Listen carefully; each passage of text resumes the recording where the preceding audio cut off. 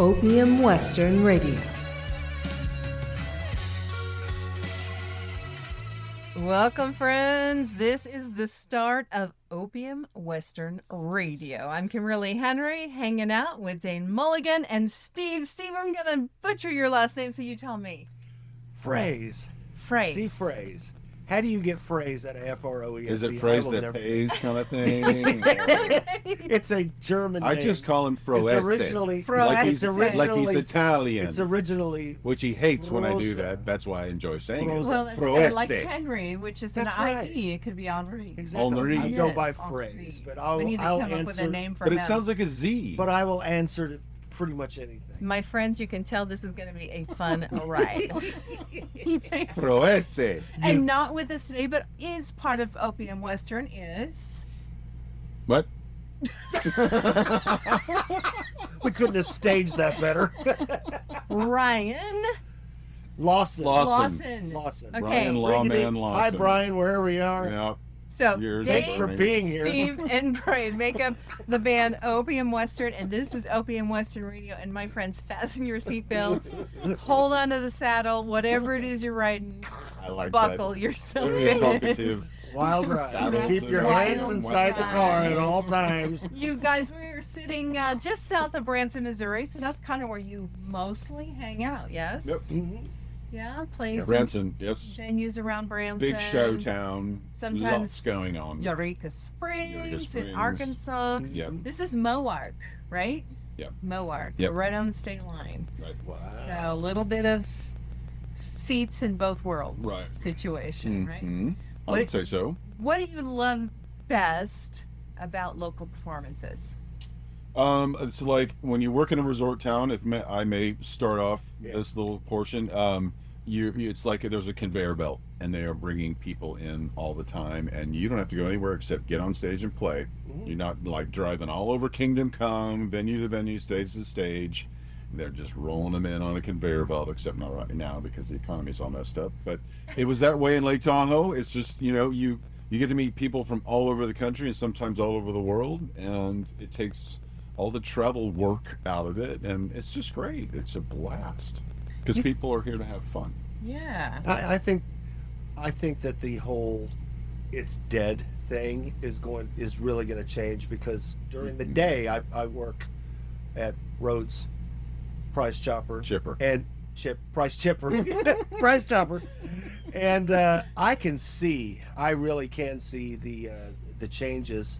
That's a really good way to tell when the tourist season is doing well, where it's maybe tapering off. Right now it's kind of slow because school is just getting... But no, it's also gas is twice as much as it was this time the last economy year. and all that. But hopefully that will be out of the woods there. But and who knows, people may get tired of all that and just say, well, screw it, we're going to go anyway and spend a fortune on gas and then just go to Branson and Hopefully. Well, don't you think, though, that this kind of economy, and boy, we're getting into economy already. That is not where I expected. I know, I didn't like music. yeah. Love it. But don't, Politics. don't you think that when gas, because I've always been everywhere I've lived has been a tourist area. I don't know what that's about, but we'll dive into that in a different podcast. Okay. Locals show up more because they're not traveling other places. They're not traveling away, so they need entertainment, and They That's do. right. they come find local Yeah. stuff. That's Yeah, right. they're very So- particular and very quirky about that. But Branson is really a driving destination. No one's flying here from halfway across the country. So if gas is twice what it was last year, it's a driving destination. People are going to think, well, There's some let's people hold live off here. for a while. Some people live here. Well, we There's a do. few. There's a few. Okay, so how long has Opium Western been a thing?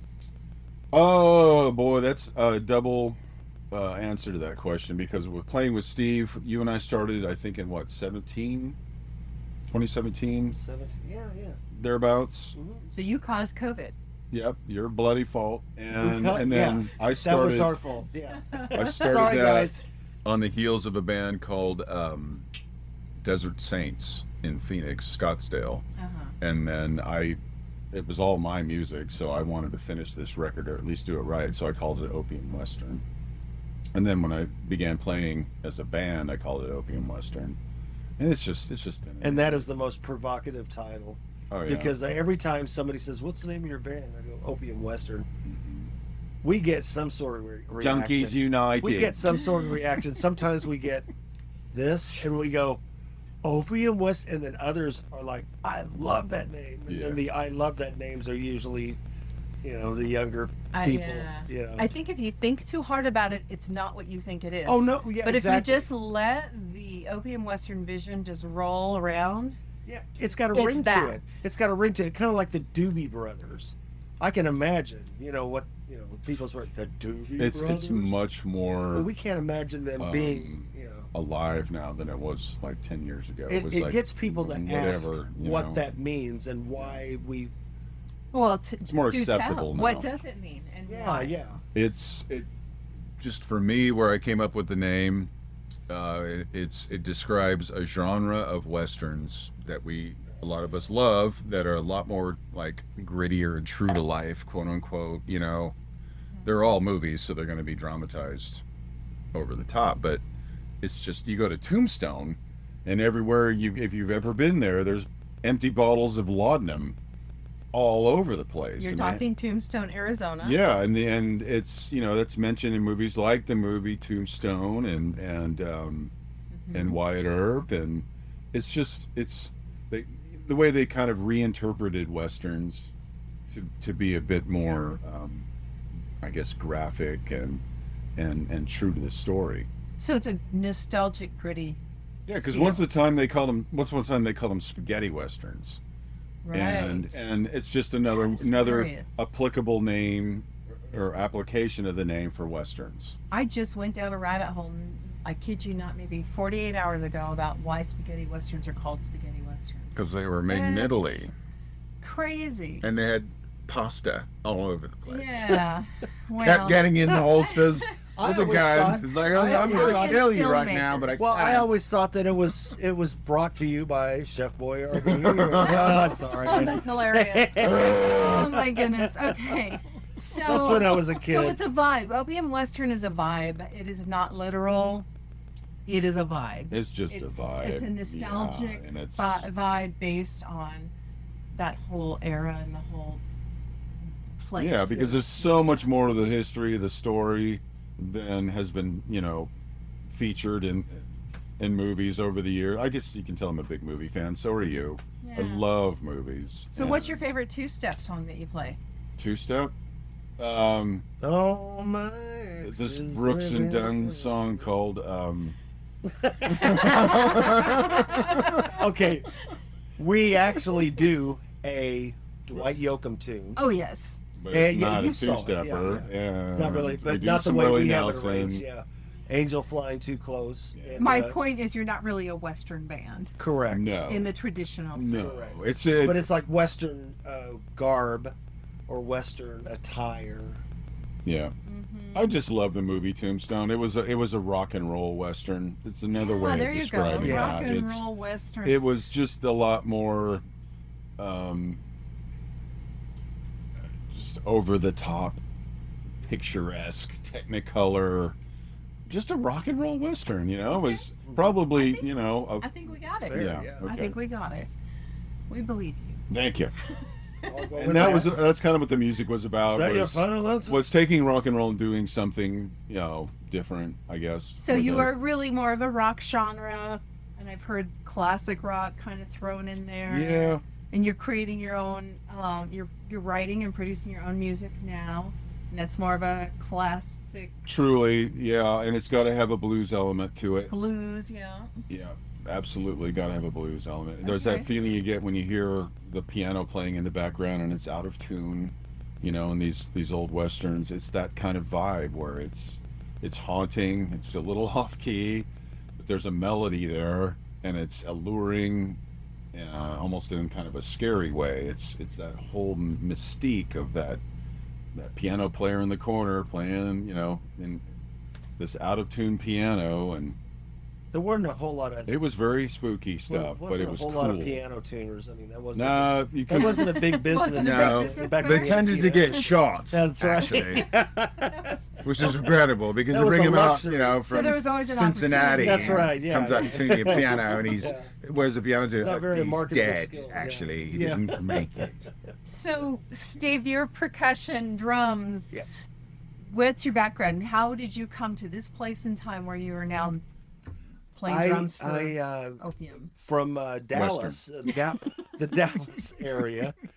I got to know through a roundabout connection, country music singer Penny Gilley.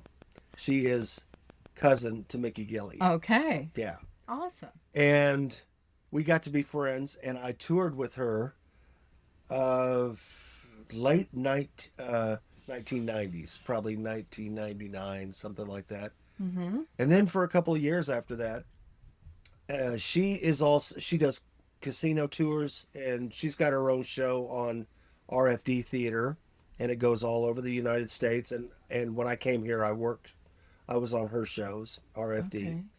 And even before that, she spent years doing military tours, the USO and the MWR, Military Welfare Recreation, to where you go overseas and you play for the troops. And I jumped right on board with that. And Did you go overseas? I went overseas several times. I went to Korea twice to play for our troops. Boy, that's a show in and of itself. Yeah, I'd So, love to do that. and we'll have to get into that later because it's just amazing, going over there and entertaining our troops. We got to go to Saudi Arabia, Kuwait, Oman. Wow. And this is right before another Iraqi thing happened in the early 2000s. Anyway, that's what brought me here. She called me out of the blue after I got off the road for a while, and I was teaching drums in the Dallas-Fort Worth area. And she calls me out of the blue and said, "Hey, I'm wanting to do a show in Branson, and it's over at a place called the RFD Theater." And I had never heard of it, and I was wanting a change. And she says, "Come out. Of course you'll have to audition, but you pretty much have the gig if you want it." So I went out. They had a cattle call audition. Go through the audition and all that. Of course, they have got to hear a lot of people. I got the gig, came out here, gave it a try, and from there, I got to know a lot of people. One thing led to another, and got to play in more shows. Penny went back home and is doing really, really well. I still miss her, and she's just the sweetest lady. And she's got a big following with the RFD Theater. And so I started to play with Eagles Tribute, and then Red Hot and Blue, and then soon after that I got to play with the Comets, who were here. Bill Haley's original Comets, if you can believe that. Wow, man. Yeah, Didn't so know just that. Greg Brady, Barry Williams. I got to know him. He's a friend of mine. Him and his wife Tina. And I, before they even met, worked over at the RFD Theater. So that's how I got to know her. And then he came into town and was got his own show together. And then their leader, their band leader, couldn't do a couple of shows, so I came in and played. I got to play with Jay Osmond and then $1 Million Quartet. So all these other things. And then one of the drummers in those bands, a good friend of mine, Brian Duvall, calls me out of the blue and says, "Hey, do you want to do a gig?" This was 2017. Probably. Yeah. Mm-hmm. And he goes, "His name is Dane." And I go, "Well, okay." So I called him, and one thing led to another, and we got together and just realized that he has just such a fertile imagination for creativity, and that's something that I really, really wanted to do. Just something you could just dig your heels in, play loud, play, just bone crushing rock, And I was like, this stuff is right up my alley, because when you play shows, of course, you have to be in another frame of mind, Right. and different audience, but this is something where you can just play. Just let the animal out of the cage. And we still talk about this. It was at Waxy O'Shea's on April 7th, 2018, where I realized this guy really gets what the hell I'm doing. There was like a full crowd at Waxy's. There were two. Branson Landing. Yeah, yes. Branson Landing, Waxy O'Shea's, and there were 2 bridal parties there. And I remember setting up and just being petrified because it was still the dinner crowd, and their tables and their dinner plates were like 3 feet from the speakers. But anyway, as the night went on, we did our first set, kind of the warm-up thing, and then we got on the second set that's where we like to make people dance to this stuff, and it was just over the top. That's when I realized you absolutely get that this rock and roll, yes, it's rock, but it's danceable rock. And this guy can swing that beat like a giant-ass barn door. He can just swing that beat. Not everybody can do that. And we had like, we had him in the palm of our hand. There was 100+ people there at least. And it was a seminal moment. Just 2 blew me away. rock and roll guys playing for a bachelor party. I mean, Bachelorette. Bachelorette. But that's awesome. I mean, Bachelorette girls parties. like rock too, Oh, yeah. especially that era. It was just crazy because I'd never seen women get up and dance to our music before, and let me say that, to my music before, to my bands before, never had people getting up and dancing, really not to speak of. And then this gig with Steve, there was just this, like 20 or 30 people in front dancing, and then a whole ring of people in the back, and I was like, something different is going on here.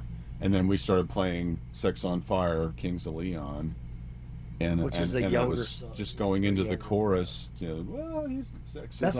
Sex is on fire. And then I heard them all singing the chorus with me. I'd never experienced that in my life, and I was so shocked that I stopped playing for a second. And then I realized, okay, I'm playing the bass and the guitar and singing. If I stop, pretty well effed. Yeah. So in that split second, I registered the magnitude of what was happening with, I got to play. And they wouldn't let us take a break. You remember that? Right. We said, okay, we're going to take a break here. We'll be back in like 10 minutes. No, they wouldn't. They literally would not let us stop. We had to play like another 2 or 3 more songs. And it just was incredible. It's not like we were complaining. And nothing after that. After that, that's water. I need water. Yeah, man. I was like, this is pretty cool, man. All his experience and background and style combined with what I was trying to do just locked together. Well, we try and to you can hear that on Make Me Love You. Well, we try to put an entertainment value in it too. Mm-hmm. Yeah, because he's not just a drummer; he's an entertainer. He's been on a lot of stages. Give me a microphone. You never know what's going to come out of his mouth. And we do give you a microphone. We don't always turn it on. That's right. Yeah. Well, there's a difference. Sometimes it's on and then we shut it off. There's a difference between a musician and an entertainer. Well, that's what I was going to just say is you, with your background, especially here in Branson, and playing all those shows, there's always got to be that element of the visual entertainment aspect. You have to turn on a personality versus you've got to drive the crowd. If you go up and just play songs, people are just watching a jukebox or something like that. But you've got to drive it. You've got to propel that entertainment value and announce what you're doing. Even with humor, in a way people want to hear it. Yeah. Mm-hmm. Do you guys, so I know from my radio background, it's always an audience of one. And that's where, because it makes a difference no matter whether your show is in person or audio, right? Yeah. Maybe even more so if it's only audio. Mm-hmm. How you're connecting with people. So do you have that element when you're in front of a crowd? Are you talking, do you bring that in where you're only talking to one person? Or are you just playing to the whole crowd? We speak to the entire crowd. But we make it sound, we have a way of making it look like, or making it understood that we're talking to everybody, but on a personal level, as if they were one person. Yes. You know, like when you It's get like on the an mic, and then you start babbling and saying, "Hey, I'd like to thank Chris and John for coming out. Hey, I work that does not make an impression at all. Right. You know, yeah. But if you want to make a great impression, just say, "Hey, Right. we'd like to thank every one of you for coming out. Thank you for coming out," and then they feel like they're a Yes. part of the party. They feel like they're because the audience is a part of the performance, Yeah. and that's what a lot of people don't Yeah, but- understand. You know?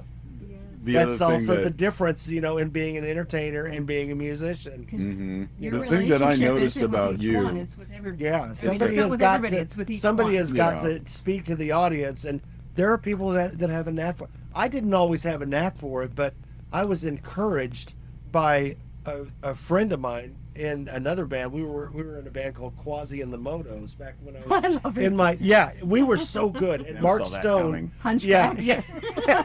There's also a Talk backstory about in that one, costumes. but it's such a fun, entertaining band, and our lead singer Mark Stone was just perfect at working a crowd.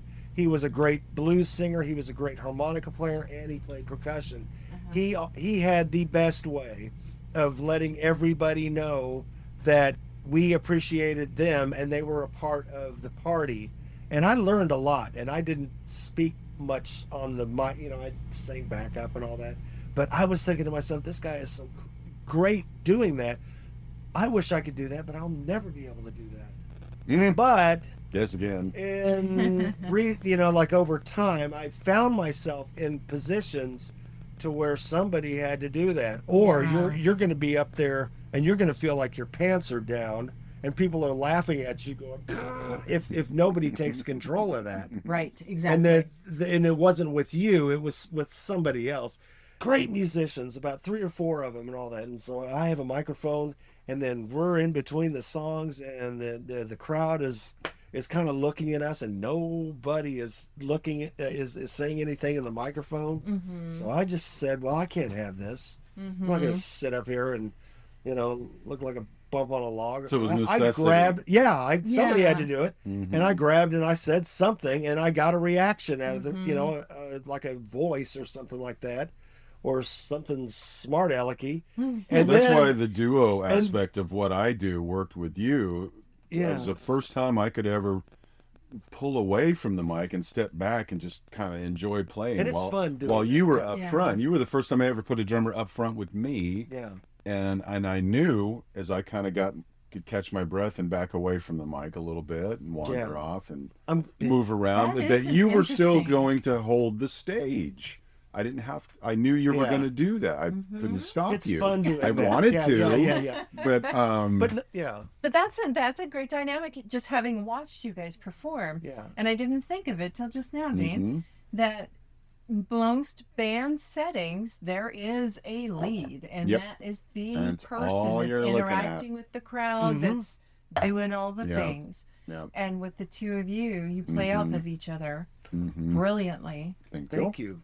Thank When you. you saw us that night, I don't know really how much I talked. I don't think I talked much. It's even in your I've seen playing. you a couple of times. Yeah, man. Okay. It's And that's not- back when we were still I at came Duet. back for more. Yeah, Okay, exactly. yeah, that's when we were You- still you- at Duet. you- They were on the fence. I had to talk them into it.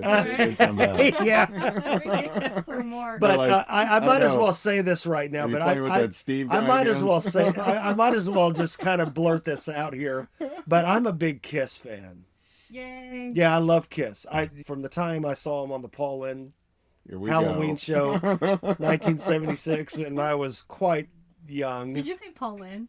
Paul Lynde Halloween Special. Oh yeah. my goodness. I'll bet you guys Yes. used to. How long does it take to put on your makeup? Jeez, we don't wear makeup. But I remember my sister called me in. She goes, "Steve, come here and listen to this." And I looked at and I watched, and there were 4 clowns, guys on that I thought were clowns. Yeah. I'm only 8 years old, 8 or 9 years old. Anybody in makeup has got to be in the circus. But and I go, "What is that?" She Wait a goes, minute. she goes, they're a rock group. They're called Kiss, and all these bombs and rockets are going off, and smoke and pyro, and their faces are painted into characters, and I had never seen anything like that. Yeah. And in your 8 years. Yeah. I was into the Carpenters before that, but Oh, funny. but then I started hearing their live album, and I noticed that one of those guys, the guy with the star on his eyes, Paul Stanley, would go out there and go, "People, I want to tell you," and that is your Paul Stanley talking to 30,000 people at the Kiss concert. Believe in rock and roll. And then all right, when we go to Burger King, you have to order in that voice. Okay. All right. I want a Whopper. Hold the tomatoes. And then some fries.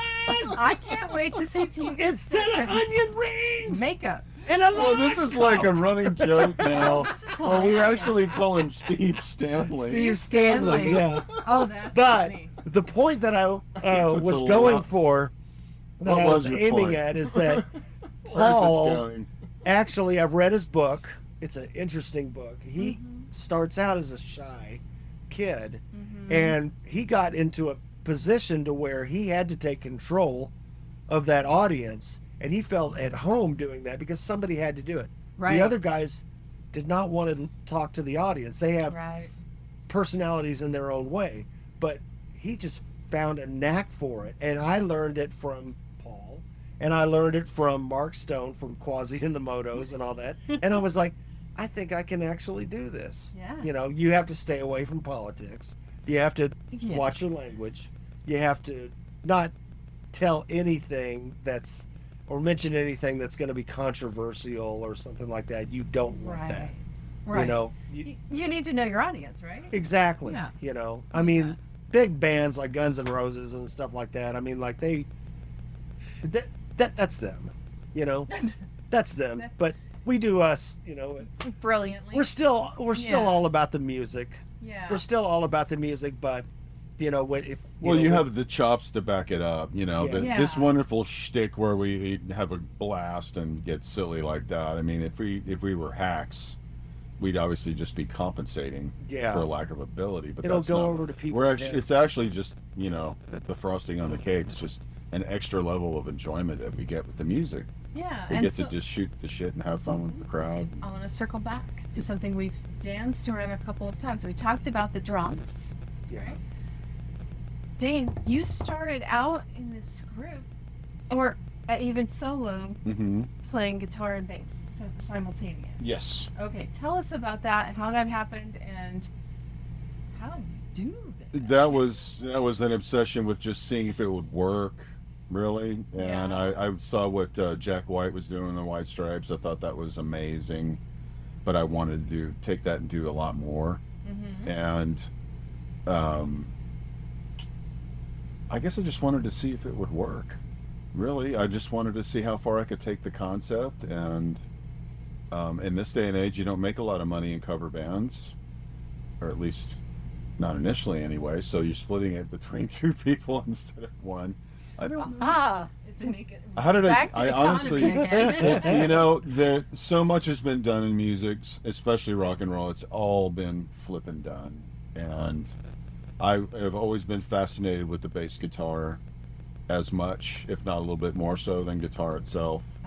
And it's what it does to people, how it just literally can control them in a good way, or not. Could be a bad way. It just depends on the music. But it's an amazing instrument. Yeah. So I was still when I first started working with Dane, and he was trying to talk to me over the phone about what he did. I said, "Well, you play guitar and sing. Who's the bass player?" He goes, "I don't have one." And I go, "Okay, so is it an acoustic or just guitar, vocals, percussion?" "No, I play guitar and bass." "Okay, how do you do that?" And he goes, "Well," he kind of explained it over the phone, and me being a drummer, didn't really understand it, and then I had to see it for myself, and it was amazing. I had never seen anybody else. It wasn't always amazing. A lot of times it was a shit show, and I can start it from the present and work back. Make Me Love You is literally the culmination of the best that sound has ever worked That track was the first take. Yeah. It's with the Yeah, bass guitar hybrid sound that I did. And just in time for us to add a bass player. Like, I'm done with this. I can't play. Yeah. And that's always And been see, the distraction of the thing is I couldn't really just play. I Right. couldn't just do what I've been able to do since I was But now that Bryan is 12. is in the band and doing a fantastic job. Yeah. Bryan's a phenomenal bass player. I've worked with him in so many other shows and all that. Okay. His guitar playing has just skyrocketed. Thanks, Mhm. Rob. It's just flourished. But that's And the thing the about first time that we actually when you came out that night, that was the first time that I actually saw him cut loose when he did this real. It was the Star Spangled Banner at the very Mhm. end, and then he finished that, and then he starts wailing. Just I've never heard him play like that.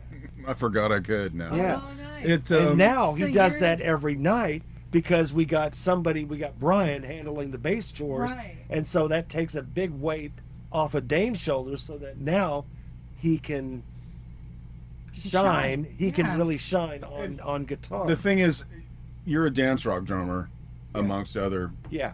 genres you can play. But That's you're a dance rock drummer, and the bass has to be played the right way too, Of course. in order for that to work. And that's why I enjoyed having control over that. Was I began to see very clearly how the bass and the drums, when they're working together just right, how it can make people get up and jam and dance. Yeah. And that's actually, I probably will always miss that aspect, but me playing with a great bass player, he's got that under control. But I have to say, a lot of guys don't get it. They're going to overplay. If people talk with their feet when you're playing to them, they're either walking towards you or they're walking away from you. Oh.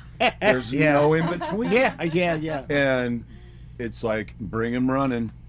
Yeah. Don't just have them walking towards you, have them running towards you. And that's how savvy you have to be when you're playing to the room.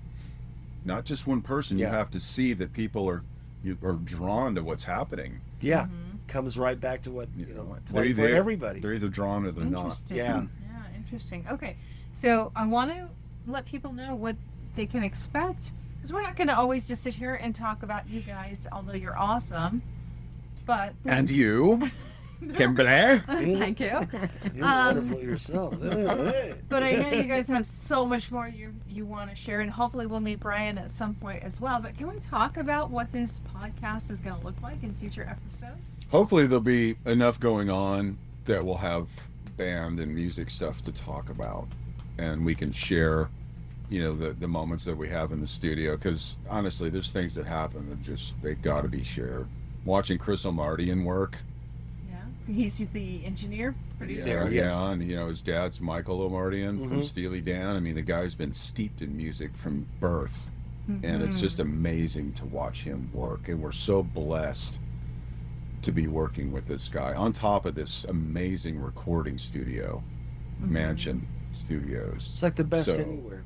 There's things that state of the art. you saw happening that I wasn't aware of, and just content like that. Talking about gigs, what's happening with that. I mean, hopefully there'll just be enough going on to be worth coming back for. And if there's nothing interesting going on, then we'll just be complete We'll make something. knuckleheads. We'll and make it.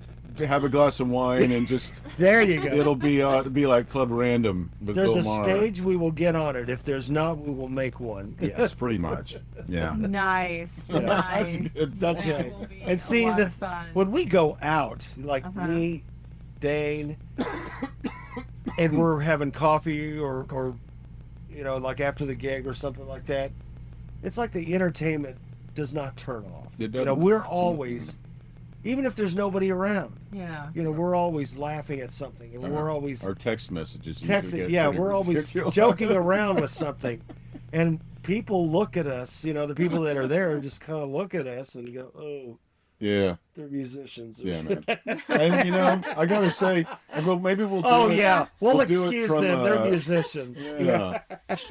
We haven't flown together. We haven't. Yeah, we Oh, that'll haven't. be fun. We haven't been on a flight together. Oh, that should be a Oh, that'll be podcast interesting. episode. We'll be on one of those. Let's I'm sorry, make that sir. happen. Yeah.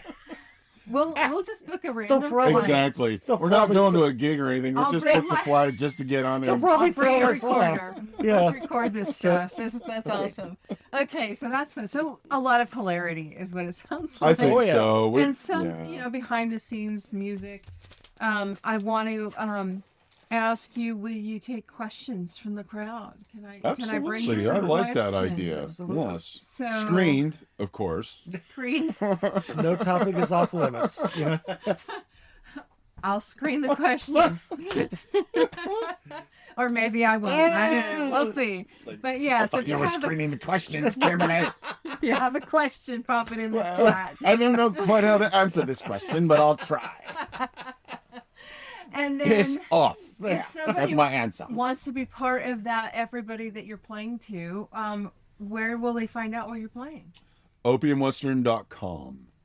OpiumWestern.com. Yes.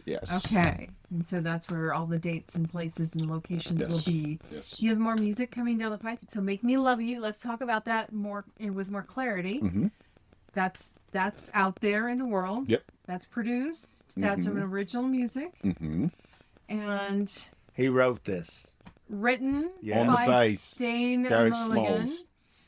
I I wrote did. the yeah. drum part. But You wrote Steve the drum made part. drum part. Awesome. Steve made I a even huge, wrote it. huge vocal contribution with this Oh one. yeah, I did He's- sing on it. Oh, that's right. There's an Absolutely huge. Easter egg in there. Do you want to talk about that, or you just want people to find it? I think so. Well, I'd like people to notice it because I'd like to hear what they think. You know, it's not to offend anybody, but we're real close to finishing the song, the vocals, coming closer to mixing and everything, and I just kept hearing this line over the kind of that little instrumental passage, and I kept hearing the phrase "Jesus Christ Superstar," which goes back to what, 60s or whatever.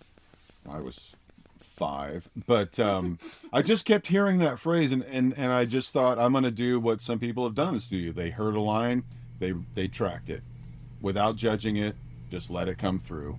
And I remember looking at you and saying, are you okay with me doing this? I hear this vocal line over this part, and I checked with Chris. I didn't want to offend you. I'm a Christian, you know. I didn't want to offend anybody, but I wanted to hear how it sounded. Did you check and see if you had a fever or anything? Exactly. You know. No, if I was, my attitude in the 'cause studio it's not is meant to be disrespectful. let's just do it. Mm-hmm. Let's do it. Yeah. Let's try it. If it doesn't work out, we'll take it out. Yeah. But what you don't want is to finish the product and keep listening to it and say, we should have done this. Yeah, Right, I would have right, regretted right, that. right. Yeah. And it's So just, Right. do it all. Do it Awesome. all. yeah, and I Yeah. didn't know how it would fit at the time. I I just love wanted it. to put it on there, but then I Personally. realized that it does kind of complete the picture of this attraction to someone that also kind of scares you, and So, then you want to feel, I guess, that dichotomy of, you know, you still Lord protect me kind of thing. Right.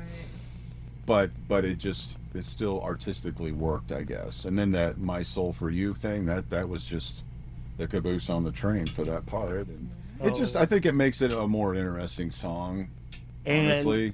the And I'm the glad I did it. stamp. And then you sang it with And, me. We double right, tracked and the that, stamp so. on the very end. Mm. Roxanne. Yeah, that was also you like don't have to totally put on the red extemporized. light. Yeah, man. Yeah. and Oh, he sent we're me. police fans. Yeah, yeah, so I yeah. could not He do sent it. me that, and then I immediately texted him back, and I go, I love it, but the Roxanne thing at the end, Yeah.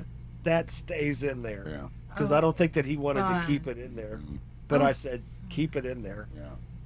Oh wow. So fun. So you never know what's going to come out when you go in, right? You never. Exactly. You never know. That's what A makes lot it of fun. it is, Mm-hmm. you know, when the studio is as expensive as it is, you better know what you're doing before you Yeah. go in there. And of course, everybody You have a kind of plan. knows that. And so you knock all that out, but there's still room to improvise. There's still room to put in something spontaneous if you're feeling it or hearing it or whatever. And that was a lesson. I was like, okay, I'm glad I did it. Are you know, going? Just went with that. Is there more music coming? Can we look? There should forward be to that? soon. A little bit of a budgetary thing, but I think once gigs start kicking in again, it won't be a problem. But yeah, there's another original song called Over the Top. And then we want to do this kind of original take on Dwight Yoakam's I Sang Dixie that we play all the time. And there's I think we could put it together a good solid 8-song album at this point, so we got room for a couple more, but absolutely, we plan on just making this an album. Awesome. Completing this thing and doing it. Awesome. So Great. Well, we'll talk more about that in future episodes. yes. Keep everybody posted on what's happening. All right. Thank you guys so much. Is there anything that we left out? Did we leave anything on the table? We can make something up. No, I think that covers it. all We'll for be one- back. Yeah, there'll be more. Yeah. There'll be more. We'll have Bryan here, and he can talk about his background, and he's very astute observer of things, having been on stage a lot and toured He's a lot. character. He's got a lot of experience, Yeah, and he's a he's a character, great too. musician. He's a joy to work with. He's got a brutal sense of humor. Roasts Steve on a spit like a rotisserie chicken. He's We're the two That's a guys. little too We're the two rough. guys. We're the same age, and 29. 45, I love you. Thank you so much. 42. And Six. all I can say is 46. that my second year in 4th grade. What? I used to. Where did that Yeah, I come was from? I was put back in the 4th grade. Not because I couldn't do the work. It's because I didn't turn anything in. I'd be a class clown. And I just remember Yeah, me and this get us other home. kid. Get us home, Steve. Me Bring and it this back. other kid Wrap it up. would always have to be separated. Okay. Like we would act up, and then the teacher would have to separate us. So when you see Bryan and I together, we're just like we're 4th graders, and then you got to separate. You gotta Yeah, say, pretty oh, much. boy. Yeah, we're just like that. I know. Because Oh, we've done boy. so many gigs together, and we love just being silly. That's awesome. Yeah. Well, that's what life is all Professional about, humor. right? Yeah, Yeah. professional Just have fun. No, humor. yeah. I mean, I think it turned out pretty well for somebody that flunked the 4th grade. That's awesome. All right, gentlemen. Okay. That's a wrap. How can you top that? That is a wrap. Have a great week. Thank you so much. Thanks, Kimberly. Okay, thank you, Kimberly. This has been Opium Western Radio. No script, no filter, just the music and everything around it. Creative contributors Dane Mulligan, Steve Froese, Bryan Lawson. Music by Opium Western. Sprinkled with magic by Kimberly Henrie. Subscribe wherever you listen and find us at opiumwestern.com. Rock on!